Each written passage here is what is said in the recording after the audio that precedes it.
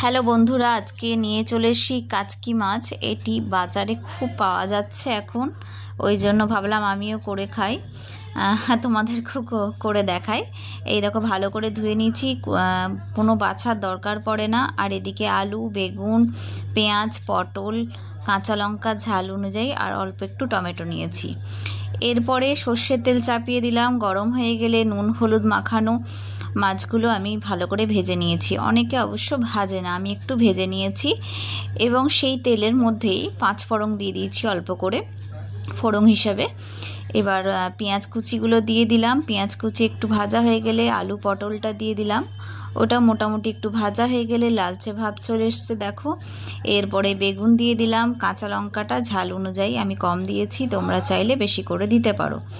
এরপরে টমেটোটা দিয়ে দিলাম, পরিমাণ মতো নুন দিয়ে দিলাম ও পরিমাণ মতন হলুদ দিয়ে দিলাম। দিয়ে ভালো করে নাড়তে চাড়তে থাকলাম। নাড়াচাড়া হয়ে গেলে এরপরে জিরের গুঁড়ো ও ধনের গুঁড়ো দিয়ে দিলাম। সেটা দিয়েও ভালো করে মশলার মতন কষে নিলাম। কষার পর দেখো, সামান্য একটু জল দিয়েছি, যেহেতু সেদ্ধ সেদ্ধ হয়েই গেছে, একটু জল দিয়েছি যাতে সম্পূর্ণভাবে সেদ্ধ হয়ে যায়। এরপরে যে সমস্ত মাছগুলো ছিল ভাজা, সেগুলো দিয়ে দিলাম।